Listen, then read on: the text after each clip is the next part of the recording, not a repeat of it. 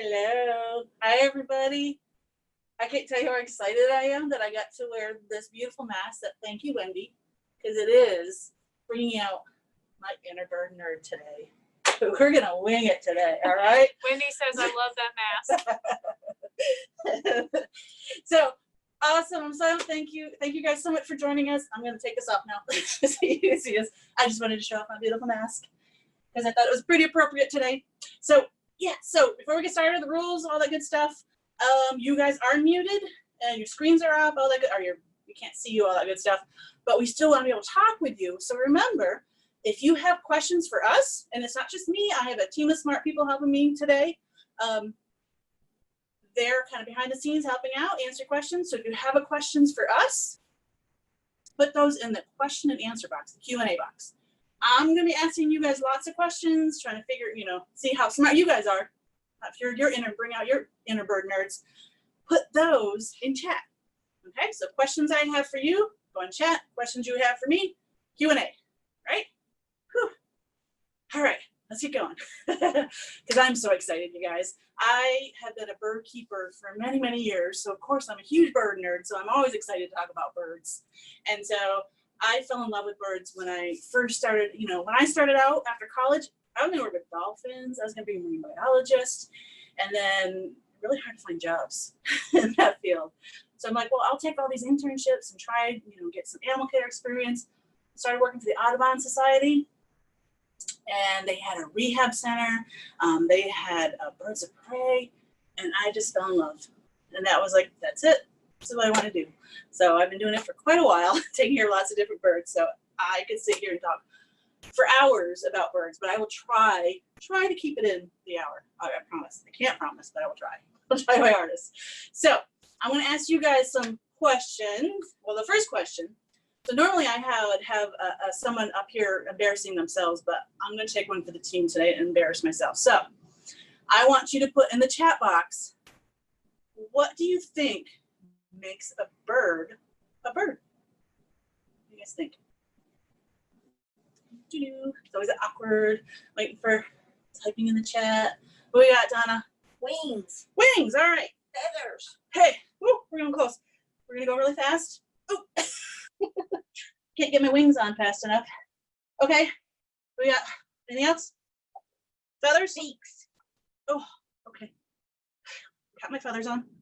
What was that? Beaks. Beak? Okay. All right, got my beak on. Anything else? Lay eggs. Oh, where'd my egg go? Okay, I don't know if you want to see it, but I'm gonna sit on my egg. Okay. It flies. Say what? It flies. All right. Lay on my egg and fly. Here we go. Anything else? Eyes. They can see long distances. Oh, good. I didn't bring anything for that, so. But I'll keep flapping. Anything else that makes a bird a bird? What do you think? That's it? Okay. Oh, wait, I see one. Oh. Self feet. Oh, nice. And I brought some feet with me. All right. I think I just ate a feather. All right, I'm sliding into it. All right, okay. Show me. We got feet. All right, you want to show this lovely hot mess? All right, my bird now? What do you think? Encourage Wendy, everyone. Oh, nice one. I didn't bring my straws. I got it. So yeah, I would want straws, kind of show that hollowness. They make bird sounds. They do make, oh, do I have to make bird sounds? Yes. What's my favorite one? Oh, I'll imitate a friend we're gonna meet later. Who cooks for you? Who cooks for you all? All right, I think I've embarrassed myself enough, right? Cool, and it's hot. All right, so let's go through that. What actually makes a bird a bird? Okay, let's start with the beak. I took it off because it's hot and it's uncomfortable. Are there other animals besides birds that have beaks? Type in that chat if you can think of another animal that is not a bird that has a beak. Turtles. Perfect. Turtles. Squid have beaks. So yeah, so beaks don't make a bird. Let's go with, ooh, ow. This is really uncomfortable too. I'm way too big for these. Let's go with wings. Okay. Can you think of other animals Besides birds that have wings and can fly? Bats. Bats. Absolutely. Anything else?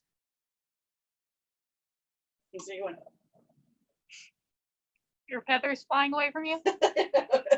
No, I'm imitating what would we kind of swat away a lot of times when they go around our face. Mosquitoes. Mosquitoes, right? Lots of insects Flies. fly, right? All right. So wings don't make a bird.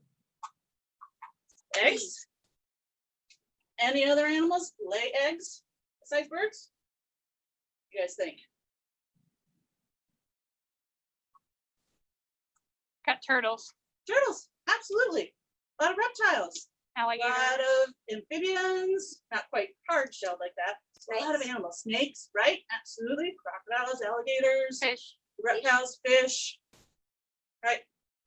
Thanks, don't make a bird. Let's go to the feet. What animals have feet? And even webbed feet, like you saw the flippers. So a lot of animals have webbed feet too, right? Can you think of any other animal that has webbed feet? Eating feathers. Frogs. Frogs, absolutely. Beavers, absolutely. So right. So having webbed feet. So what's left? Choke myself.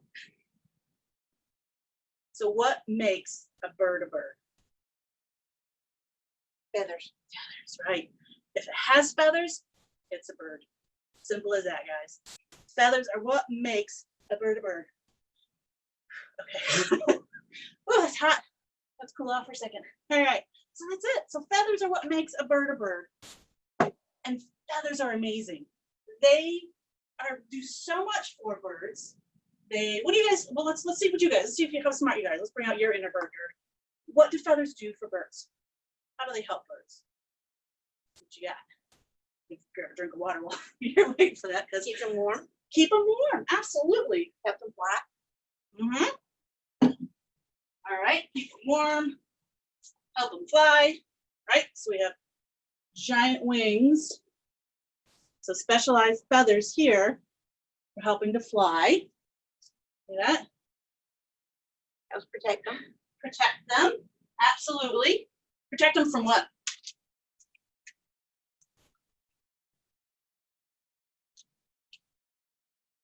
Oh, my feathers. Cold and rain. Oh, nice. Cold and rain. Perfect. Absolutely. So back to that warm. So they actually have several kinds of different feathers. So up against their skin, they have these nice, soft, fuzzy feathers called down feathers. And that's kind of like you would put on like, when I grew up in the north in New York, we put on our long underwear. So basically those long johns and all that stuff to keep us warm, an extra layer of insulation. So down feathers keep them warm. They keep them, I like they said, warm and dry. Let's see. This is pretty cool, guys. So feathers, let's see if we can do this. When rain hits feathers, there's built and designed that water will just roll right off. See that? Isn't that cool? It literally, that's that phrase, water off a duck's back. So rolls right off. So it keeps them dry because feathers are very, very cool. So if you ever get a chance to look really, really close at a feather, they're kind of like, I want to say almost like Velcro, because you can kind of unzip them like that and put them back together, just like that. And that keeps them waterproof. And so that way water can't get through, because if the feathers were looking like that, the water could run right through. So that's why a lot of times you'll see birds sitting there. If you ever watch birds, they'll sit there and run their beak across their feathers. It's called preening is a fancy word. And they're basically making sure their feathers are zipped back up together to keep the water off. Pretty cool. That's right. Lots of amazing things feathers do for them. Let me know what part of the bird these feathers came from. See them?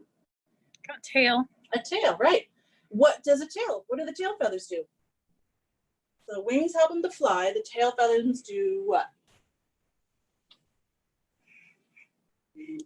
Steer. Steer, right. It steers them. So they steers in different directions. So this is kind of their steering wheel. Absolutely. And my favorite part, well, let's ask this. Do you think this is going to keep water off, keep them waterproof? This is an ostrich feather. No. No, right. Water's going to run right through that because they're not designed to keep water off, unlike most other birds do. And then sometimes the point of the feather is just to look, to do what? Look pretty. Right, look pretty for who? The girls. Right, for the ladies, absolutely. Dress up and look beautiful for the ladies. Or attract mates. Attract a mate. Specifically. Yes, attract a mate. And that's what I think got me into birds too, because they're so pretty, so many different colors. Let's see, hopefully you'll be able to see this. It comes through. How does that look? Can you let's get our spotlight. Denise is my so that you guys can see. It's hard to see it, but it should be Turned it off. beautiful green color. There you go. Now can you see that? This gorgeous green color. So there's all kinds of different colors in the feathers. Well, it's not in the feathers. It's the light reflecting off the feathers that we see that brings the color out. Which wavelength do we see? So we got blue on this side, yellow on that side. So all kinds of different colors, a rainbow of colors. The feathers, pretty amazing. So that's what makes a bird a bird. But we'll go on, we'll talk about the feet. So if you notice, a lot of times you can tell where a bird lives and what it's eating by looking at the feet and that beak. And so let's see. Let's go with this. While you're grabbing that, there is a question. Oh, yeah, If you find feathers on the beach, can we take them? Ah, that's a good question. I get that a lot. Just to be safe, I'm going to say no, because you don't know what bird that came from, and a lot of birds are protected by the Migratory Bird Act, and so you can't even own a feather because of that, because they're not sure how you got that feather. If you got it illegally by hunting and killing the bird, so it's just safe to kind of leave them as it is. We have feathers because we use them for education. We have to have permits and all that stuff just to have all the stuff you see, the real stuff you see behind us. So yeah, so just leave it there. I know it's tempting as it is, but just in case, I don't want you guys getting fined by a wildlife officer, because that would happen. But you never know. All right, let's look at some of these feet. So you came across a bird that had these feet. Where would you say they lived? This one right here. Or actually, both of them. These two. Water. Water, absolutely. So webbed feet for swimming in water. Let's look at this foot right here. What does that foot tell you about that bird? Probably lives in a tree. Lives in a tree, absolutely, can perch.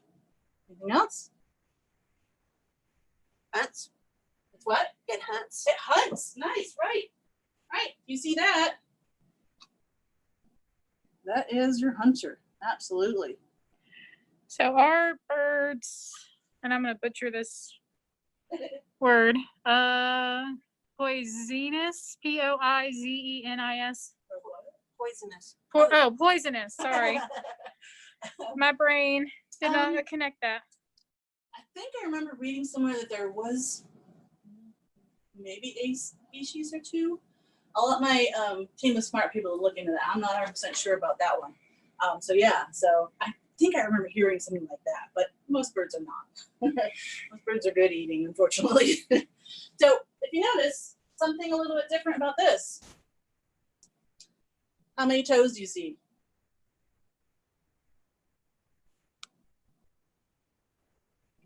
2. 2, right? Absolutely. Now, how many toes do we see in this one? 4. Right. This is a big difference. So that tells me something about this bird. Actually, it tells you a lot by looking at the size. 2 might tell you what bird it is. Do you think this bird is good at running? What do you think? Wendy says the it came by really quick. Spur-winged geese are poisonous. Oh, okay. See? Well, they're toxic to eat. They don't. Yeah. Yeah. Right. Because it sequesters the poison in its tissues from the blister beetles that it feeds on. Oh, see, I learned something new about birds. There's so much to learn. That's the thing. That's what I love about birds. Yeah, but you'd never learn too much. Yeah, there's no birds that, actively Secrete. inject or produce. Right, any not kind of venom. venomous. But yeah, but if you have to eat it, just like that's what poisonous is. You have to eat it Mhm. in order to get sick. And a couple people have already answered as to what type of bird that is, and they said ostrich. Right, absolutely. So our ostrich fast. Oh, okay. So, okay. Thanks, Steve. So yeah, so they are fast. That's because they're running up on 2 toes. So if I see 2 toes, that tells me that bird is fast. Because when you guys run, do you run flat-footed, or do you maybe go up on your kind of the balls of your feet to help you run, to push off and go faster? You can try it at home. If you're at home, stand up and run in place and see how you do it. Do you go flat foot, or do you get up on your balls of your feet? Everybody doing it? What do you guys think? Crickets? Well, someone said no. Someone said no. Right. So yeah. So running up on 2 toes makes you a little bit faster, so you can run faster, because they can't do what? Ostrich can't fly, right? Absolutely. So they run. They've adapted. Beaks. Tell you a lot about a bird. Let's see. If you saw this beak, what do you think this animal would eat? What would this bird eat? So that hooked beak.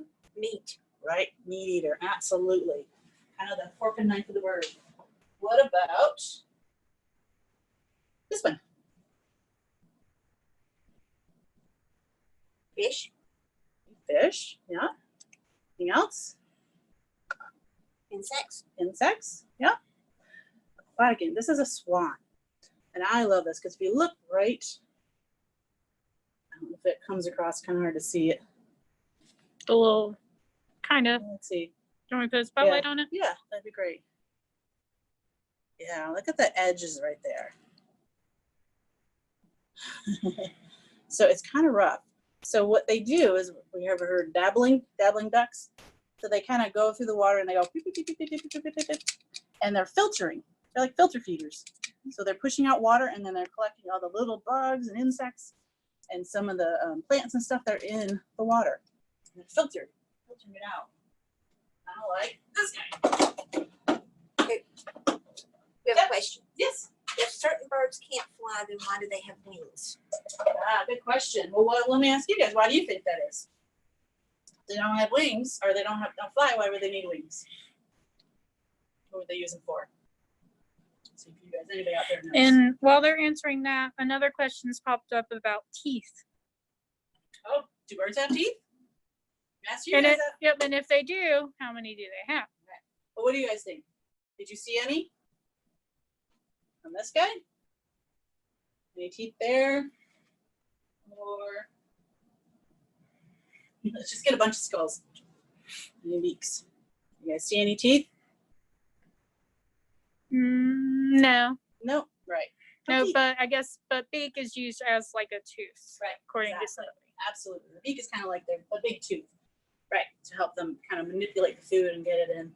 Oh, and to answer the question about why would they have feathers if they can't fly, there's a couple answers: to keep warm, to protect the water, and so that they can be fast. Right. Absolutely. Kind of help them.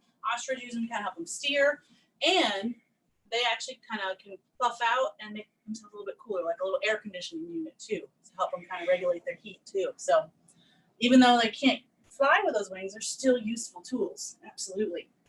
So this guy, he's pretty cool. His beak is pretty awesome. So normally when they feed, they'd be like this. They literally go through the water upside down, feeding. Somebody want to guess what bird they think it is? Flamingo? It is a flamingo. A picture. There's also a picture on the poster too. Look at that. Right. So their beak's kind of like a strainer. So they're going through the water, and all the little bugs and stuff are getting caught inside there, just like that stuff. Kind of that swan. I have a question. Yes. What is the most endangered bird? Ooh. That is a good question, and I think I Hawaiian bird. There's some, is it a nene, maybe? I'm not sure. My team is smart, people. Get on that one. So last, many, many years ago when I was learning about birds too, it was the Bali Mina. There was one that started left, but I think they're coming back.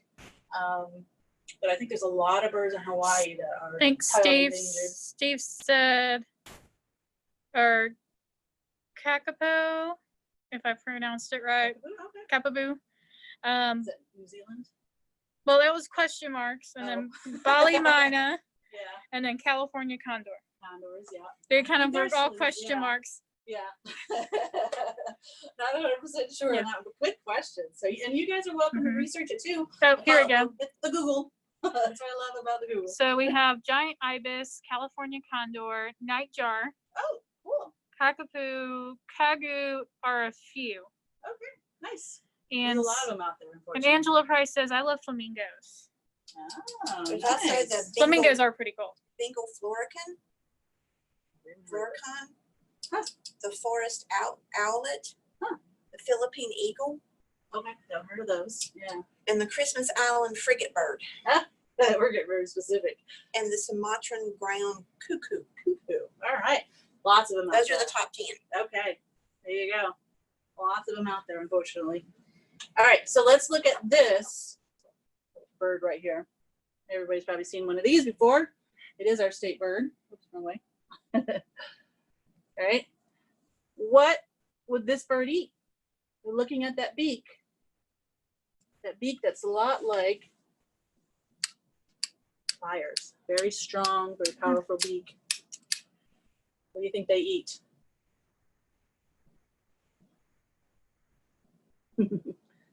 Seeds. Mhm. Seeds, right? Absolutely. Cracking open seeds, nuts, and all kinds of stuff. So yeah. So looking at the beaks tells you a lot about the birds. And probably my favorite thing. So many things are my favorite things about birds. Come in sizes, all the different sizes. Look at that. You see this bird? So yeah, let's get the spotlight. He's tiny. He is tiny. What does this bird I'm trying to eat? keep it focused too. Hummingbird. It is a hummingbird. What do hummingbirds eat? Someone Nectar. said answer. Nectar, right? Absolutely. So their beak's kind of like us. I did it out earlier. Like that pipe bat or a straw to kind of sip out nectar and drinks. So that's what that long beak is for, and a long tongue too. So a lot of cool things you can learn about birds just by looking at their beaks and their feet. And we mentioned earlier, nests. We talk about eggs. Birds lay eggs, absolutely. But what do they build to protect their eggs?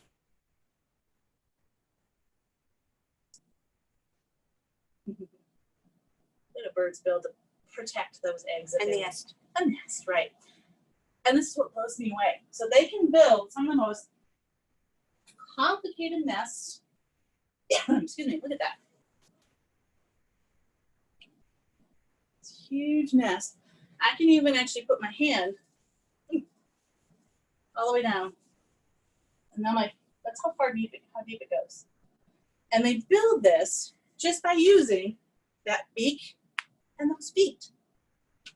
Pretty amazing. If you could imagine trying to weave something like that with just your mouth and your feet, that's crazy. So this came from a yellow-rumped cacique bird that we have here at the aviary at our North Carolina Zoo. Pretty amazing. And so they use those nests. These are kind of like, so what did you guys, when you were babies, what did mom and dad put you in to keep you kind of contained and safe? What did you sleep in as a baby? Blanket. A blanket, right? Anything else? I'm talking about the bed setup. Oh, the crib. What do you call that? The crib, right? Absolutely. So this is kind of like a birdie crib. So they lay their eggs in there, they build it, lay the eggs in there. Once the babies hatch, they'll go build another one next year or whenever, most of the time. Sometimes some birds will return to their nest, same nest. And so my favorite nest, again, that hummingbird. Kind of hard to say. This poor thing has seen better days. But what they use to build it, so to stick it together, it's very tiny. You can see, super tiny. Just on a stick. They actually go out and collect spider webs to kind of glue their nest together and hold all those materials together, which is pretty cool. What also is really cool is, what is your favorite bird? Oh, Somebody always asks me that. Yeah, someone asked And you I that. can't, yeah, it's like picking your favorite child. I love them all. And they're all equally fascinating and interesting, but I do lean towards the birds of prey, the owls and hawks and that kind of stuff. So I really enjoy working with them. There was a previous question. Do penguin babies have teeth? Nope. So you might have heard something called an egg tooth. So when babies are when they're in their egg, they actually have on the tip of their beak kind of like a tooth. It's kind of like a little ridge that sticks out, and they have it so that they can kind of peck out of the egg. And then once they get older, it kind of disappears. So at one point, they did have a tooth. It's called an egg tooth to get out of the egg. But that's really about it. All right, and there's lots of really cool eggs. Big ones. Look at that thing. Who do you think laid that one? Ostrich. Right, absolutely. Let me ask you guys a trick question. Okay, ready? Which one's bigger? This one? Just a hummingbird egg, or the ostrich egg? Ostrich. Ostrich. Yes and no. So yes, obviously physically, this is bigger. Absolutely. But if you compare it to the size of the mom that laid it, that one's bigger. Mama ostrich, she's about 40 times bigger than her egg. So it would take 40 eggs to make the size of the mom. For mama hummingbird, she's only about 8 times bigger than her egg. Yeah. So that's a huge difference. The mom, this is actually technically a bigger egg. Kind of crazy to think about. So yeah, it's kind of like the largest egg, it comes from the kiwi bird, not the fruit. Kiwi bird, mom's only about 4 times bigger than her egg. So that'd be like if any of you guys out there are like weigh 60 pounds, that'd be like you laying an egg the size of a watermelon. Ouch. No, thank you. So that's why ostrich, they can lay up to 20 or so eggs. Mama hummingbird will only lay a couple eggs. That's it, because that's a lot. It's a lot of work. Little bird. That's a big egg. So what's the largest bird nest?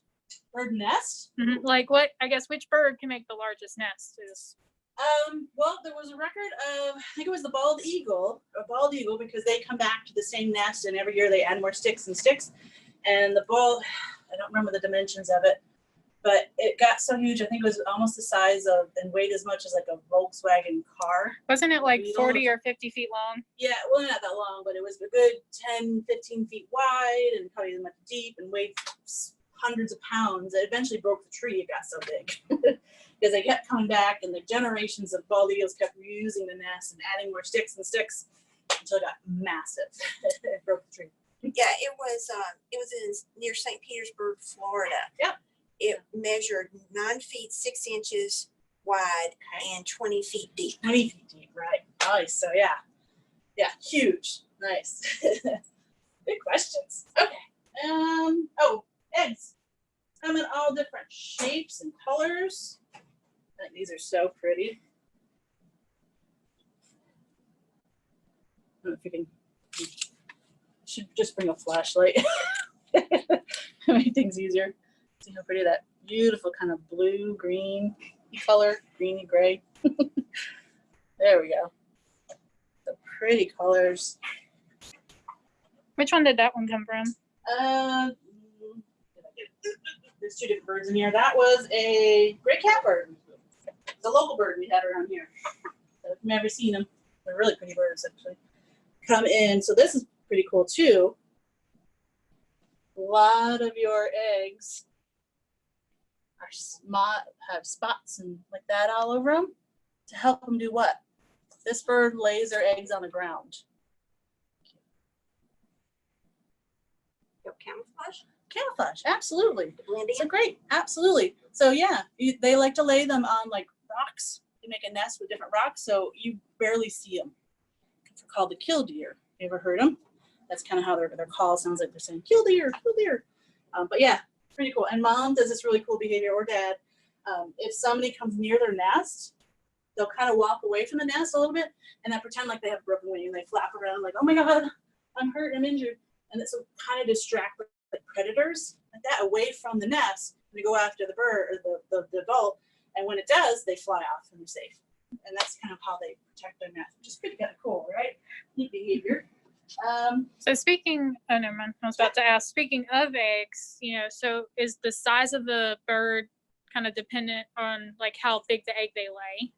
It depends. Like I said, the ostrich lays a big egg, but it's kind of small compared to them. So it just depends on the species. Every species is a little bit different.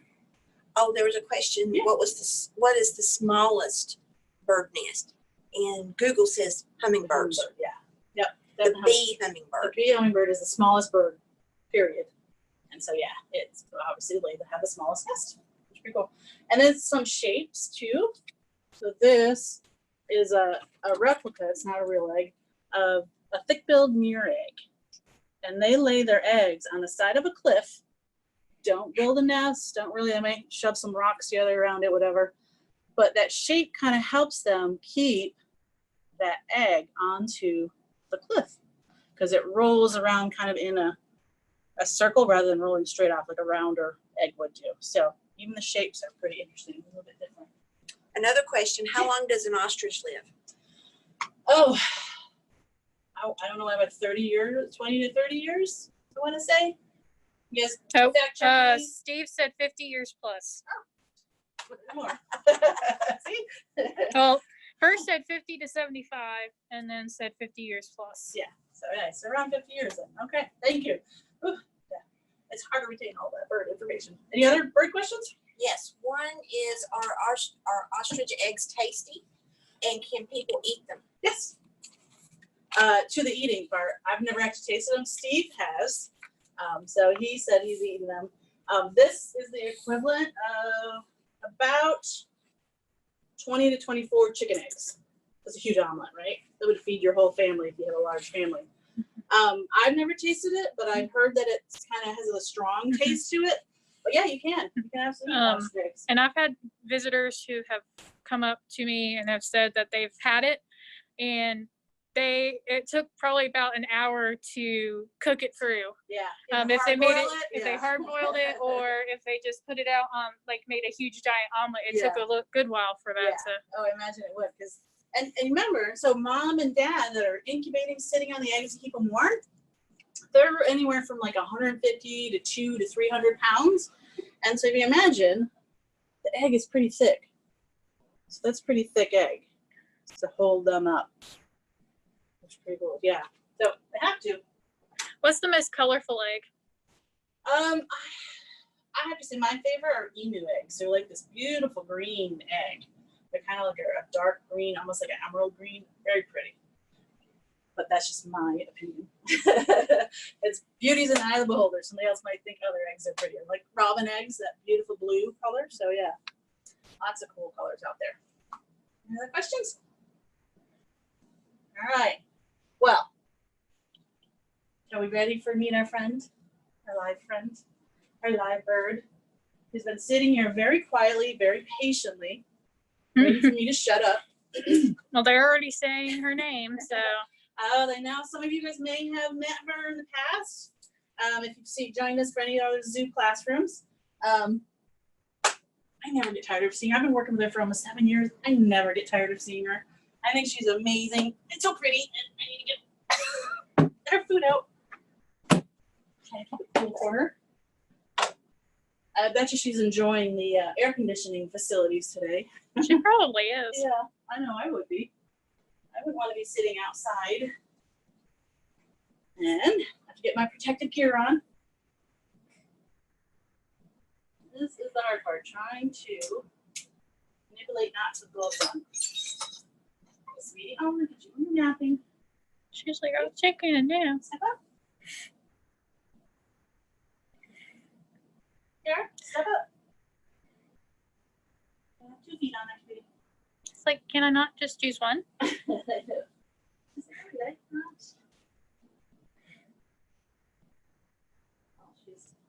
If you have any questions. I was actually going to ask. There's a question about what is the shell of an egg made from? Oh, good question. What do you guys think? What do you think it's made out of? Step up. You want to guess? There you go. Good girl. Anybody have a guess? Oops. I'll give you a hint. There says keratin, calcium. Oh, there you go. Again, my hint was the same stuff as your bones. A lot of calcium in there, right? So yeah, so calcium. That's why the bigger birds can lay more eggs because they actually take calcium from their bones a little bit. Not completely, like that. So they do have, take some of it. So they can't lay too many eggs because it's funny. Our ostrich, our girls we have here at the zoo, they will lay eggs from the beginning of breeding season till the end. So usually like spring almost to summer. But towards the end, the eggs start looking a little funky. They're a lot less pretty. They're not as shiny or as big. They start losing, because there's just so much calcium that they're using to make those eggs. That's like towards the end of the season, they're not looking so good. So yeah. So calcium, nice question. So this is Tara. If nobody's met her before, I'm gonna get a little bit closer. So we have a microphone above. It's kind of sticks out, and it's got it's fuzzy. It's like a Muppet, and so it's a little bit freaky out. Scares her a little bit, but I'm gonna just go slow, and we'll see how close we can get so that you can see. And she won't fly away, right? All right, so she is on my glove, so I have gear that's kind of bad. She's kind of tethered to my glove, so she can't fly away. She can jump off and try and get away, but she's not gonna get very far. And that's to protect her, because if she did jump off, she could potentially hurt herself. So those are to keep her safe and not safe too, because she's got those huge, what? Why am I wearing this big thick glove? What is on her feet? Can you see them? There we go. Talons. Talons, right, absolutely. And so she could potentially, if she flew off and landed on one of our heads, yeah, that in your head, no, thank you very much. I heard a So little bit. protects us, protects her, and then the glove, of course, protect me. Because those talons, right now, I mean, she doesn't really have much of a grip, just enough to kind of hold herself on and keep still. But if she got scared or really nervous, that's how I gauge how well she's doing. So if her grip gets tighter and tighter, that lets me know she's nervous, she's not feeling, she's a little bit uncomfortable, and I'll go ahead and put her away. So, but she's got a nice loose grip, probably hanging on. So she's doing good. I think she enjoys, because we don't do as many programs with her, so I think she enjoys coming out and a change of scenery every once in a while. So, and this isn't so bad. So it's not a big group of people around her. So this is kind of like, hey, come out and visit some other people around every once in a while. I think she likes that. So what happened to her eye? Of course, everybody notices that. Yes, she is missing her eye. So Miss Tara came to our zoo in 2002. So we're guessing she's anywhere from probably guessing about 20 years old or so. So in 2002, she came to the zoo to our rehab center, which is where people can bring injured wildlife, and they try to fix them up, put them back in the wild. And so they tried to do that with Tara. She had an injury to her eye and her wing. And at the time she had her eye, she still had her eye. And they discovered she really didn't have much sight in it. And so before they release any of these birds, they test them. So they put them in a big kind of, a big enclosed area, and they release live mice and stuff like that to see if they can catch them. And that way, if they can catch them on their own, then we know that they can survive out in the wild. Miss Tara failed. Unfortunately, she couldn't do it because she had no vision in that one eye. And having two eyes up front gives you be able to tell how far away something is. Depth, be able to see how far away something is. So it's kind of hard to hunt down food if you can't tell how far away something is. So she wasn't able to be released. And then eventually, when I started working with her about 7 years ago, she still had her eye, but she scratched it on something, or she did something to it and kind of re-injured it. And so they made the decision to remove it so that it didn't cause her any pain, and just better for her welfare for the rest of her life. So that's why she doesn't have her eye, but she couldn't see out of it anyways at that point. So she's kind of on a semi-retired, so she does programs on site, but we no longer take her off to do programs and like that. So she gets a kind of semi-retirement. And she's perfectly healthy, right? Yes, she is. She is doing really, like I said, she's pushing at least 20 or so, maybe even more. We don't know, because when she came in, she was an adult. Yummy. And in the wild, that would be super, super old. Most of the time it's around 10 to 15 years. But because she's got free food, she's got health care, someone to come over and check on her when she's not feeling well.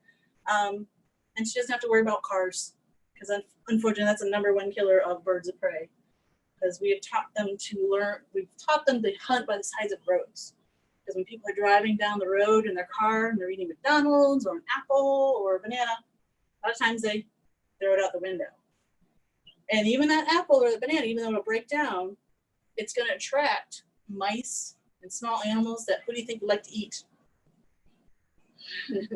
Right, so they've learned to hunt by the side of the roads because there's lots of mice and small rodents. And unfortunately, they get so focused in on that mouse, they don't see cars coming. So we get a lot of birds of prey in our rehab center that have been hit by cars. And that's what we're guessing happened to Tara, but we're not 100% sure. So does Tara live in a habitat that I guess people can go see her at, or does she have her own little abode? She's got her own little off-site kind of habitat. So behind Kids Zone, where nobody can go to unless you're an employee or you're doing a program with us, is where all our animal ambassadors live. So yeah, so the only time people get to see them is when we do programs. Does she produce owl pellets? And if so, what do you do with them? Yes, she does. She absolutely does. I do believe the keepers keep them or look at them or keep them for a little bit. And then probably toss them. I'm not sure, because we already know what's in them, but scientists will actually collect, go out in the woods and collect owl pellets. If you guys don't know what an owl pellet is, thank you, Denise. I'll let you just take that one. So scientists will go and collect owl pellets and they'll dissect them, and they can figure out what's out there in the woods. They kind of can do like a census. And they've been, sometimes they've been able to say, oh, we had no idea that was in this area. That kind of thing. So you learn a lot from the owl pellets, which is pretty cool. But we know what's in her pellets because we feed her. We know exactly. Like tomorrow's pellet is going to have chicken, and some small mice. And she does, so what she does, she eats everything whole, because they don't have teeth. So she used that hooked beak for kind of tearing it up into smaller pieces if it was a large mouse. And then they kind of swallow it whole, and then the bones and the fur kind of collect in a part of their upper part of their stomach. And then after it compresses, it's kind of gross to watch. It looks like they're throwing up, and then they kind of throw it out, casting, a fancy science word. And so, and then, the keepers collect them to make sure that she's doing it. They keep an eye on that, make sure there's an owl pellet every day, because that she means healthy. If she didn't start casting or doing the owl pellet, we might know something's wrong. So they do monitor that very closely. Are owls endangered? There are some. I didn't think I told you what kind of owl she is. Do you guys know what kind of owl she is? I think they said it earlier, but I can't remember if I did or not. I don't think you did. Talking about them. I don't think you did, but there were several that mentioned what she was, but now they're all saying bard. Nice, right. She is a barred owl, and they are not endangered at all. They're actually pretty common. Probably one of the most common owls we have here in the eastern North United States. I get so excited about talking about birds, I've lost my train of thought. So super common around here. Now, what's the difference between a barred owl and a barn owl? Because there was a couple who said barn, but they're almost in different families. They are in different families. So their faces are different. So the barn owl, BARN, like where you put cows and chickens or cows and horses in, they kind of have a very white, heart-shaped face. It literally looks like a heart. Very beautiful, and they tend to be about skinnier kind of looking, very skinny. They're gorgeous birds, beautiful. And she's a little bit, she doesn't look as skinny as a barn owl. She's a little more fluffier. We'll call her. She's fluffier, and she's got more rounded face, kind of thing. So that's a big difference. The northern spotted owl is on the endangered list. Yes, And you know what the northern spotted owls are endangered? What's causing their endangerment? Not her in particular, but barred owls. So barred owls used to be just found in the eastern part of the United States. And then because we kind of changed the terrain of the Midwest, that they were actually able to kind of move over the northern part and then go down the west coast where the spotted owls are. And they started taking over the spotted owl territories because they're big bullies. they will, they're very territorial. And so were kicking out spotted owls from their homes, and they started losing our habitats from people and from these little stinkers. They're cousins, and they look a lot alike too. Spotted owls and barred owls look a lot alike. They also list barn owls. Barn owls, probably in some places. Some areas. Yeah. The burrowing owl. Yeah. The snowy owl. Cool. Nice. Yeah. Again, a lot of them out there, unfortunately. Let's see. Probably my favorite thing about owls is their ability to fly silently. So super, super soft feathers. And they have this extra fringe.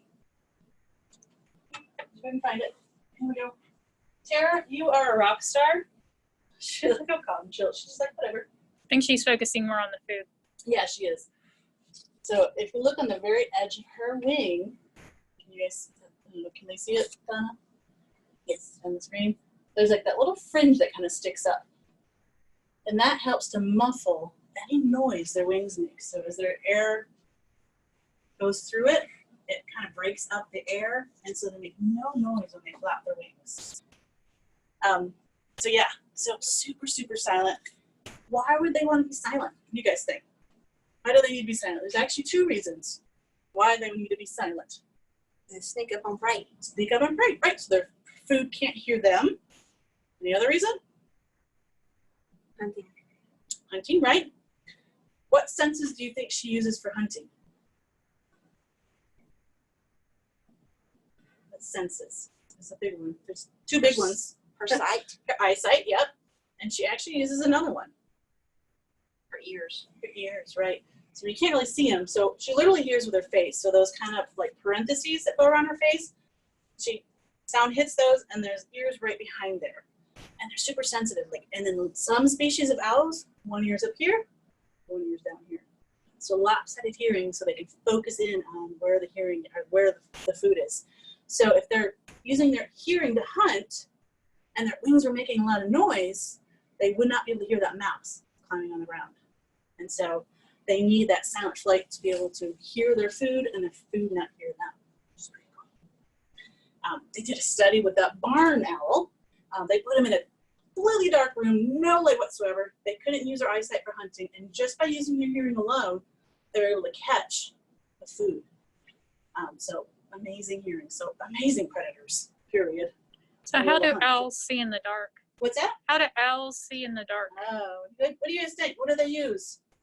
And what's so special about their eyes? Big eyes? They're huge, absolutely. So look how big that is. So this is a barred owl skull, by the way. That's what her skull looks like. She's like, what? What? What is that? What is that? So that is the skull. What takes up most of the room in the skull? The eyes. The eyes, right. Huge eyes so that they can absorb every ounce of light. So what we see at dusk, where the sun is just going down, you can still kind of see, is what they see at like midnight, where it's completely black for us. So that's how well they can see. So they can absorb every ounce of light from the moon, the stars, anything like that. So yeah, so amazing eyesight. But you might notice too, in the eye, they have this bone right here. So their eyes are so big, they have a bone just to keep the eye in. But they've lost the ability to do something. What can they not do that we can? Move their eyes. Right. So I can look at Tara without moving my head. I can see her because I can move my eyes. And she can't. So her eyes are so big that they're just held in place and stationary. But then she can do something that I can't. What can she do that I can't? To compensate for that. Turn their head. Right. Can they turn their head all the way around? Some of you guys may have heard this before.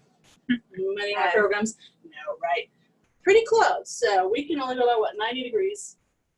They can go 270. So she can look over this, her shoulder, her back, and over the other shoulder.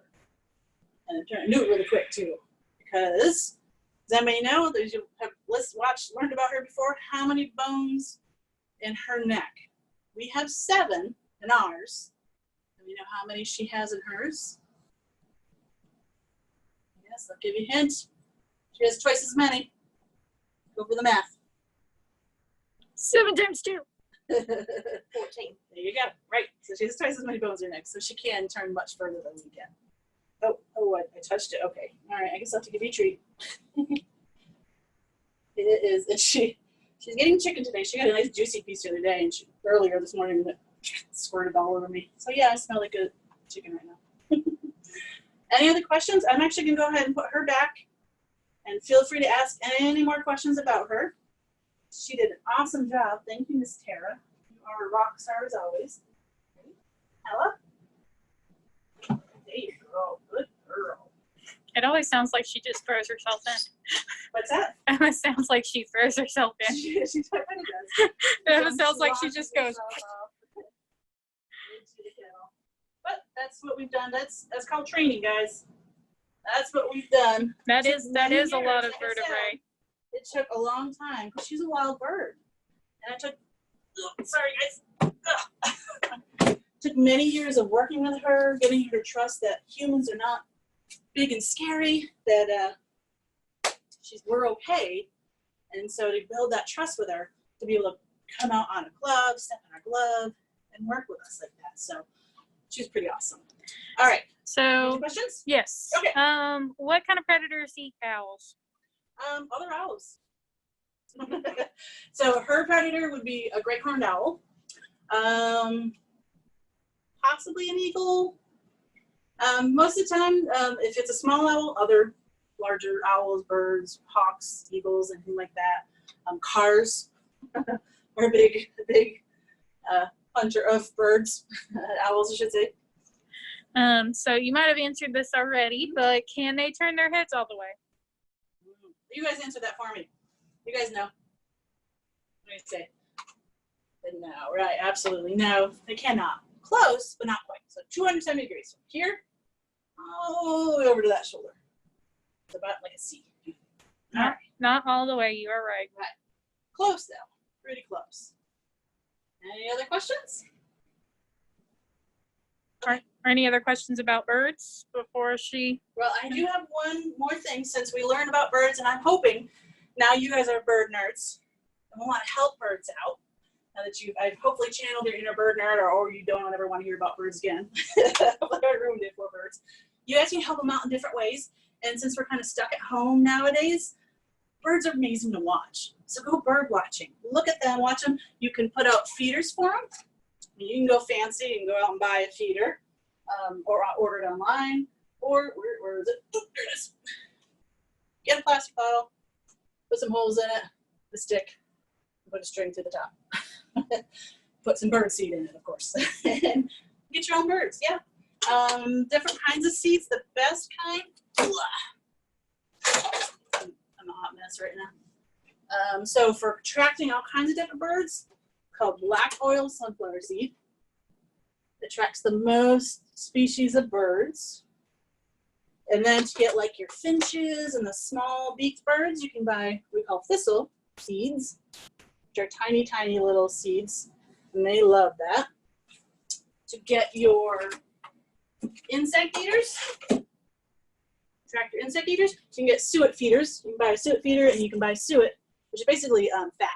It's just meat, beef, chicken, whatever, beef fat. Well, can't talk. That they kind of formed into clumps.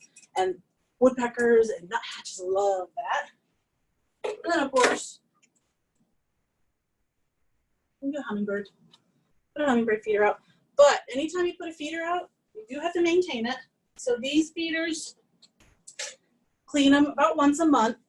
Just dump all the old seed out and like let it soak in like a really dilute bleach solution for a little while, because just like the coronavirus, they can spread diseases too. Sometimes you get birds that might have like an eye infection, and it can be contagious. And so if they're eating at the feeder, they could spread it to other birds. So that's why it's good to keep them clean. Your hummingbird feeders, you'll have to do it a little bit more often, about once a week or so. You'll want to dump out the old stuff, clean it out, soak it in bleach, rinse it out very, very well. Don't leave any bleach in there. And then we put fresh nectar in there. You can build bird houses too. So if you're like being crafty, lots of cool things you can do. You can build bird houses. You can build houses for owls, wood ducks. You can build kind of like a generic house like this. Pull my little bird out. And there's different, if you go online and Google it, there's lots of different things. The size of the hole is what attracts the birds.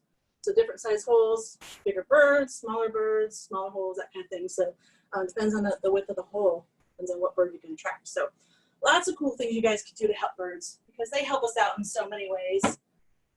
Like eating pests, like Tara's out there eating rats and mice, the pests away, eating insects, that kind of stuff. So they help us out in a lot of different ways, and they're just cool to watch.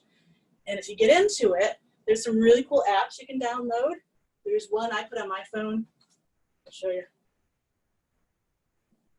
Of course you don't want to cooperate.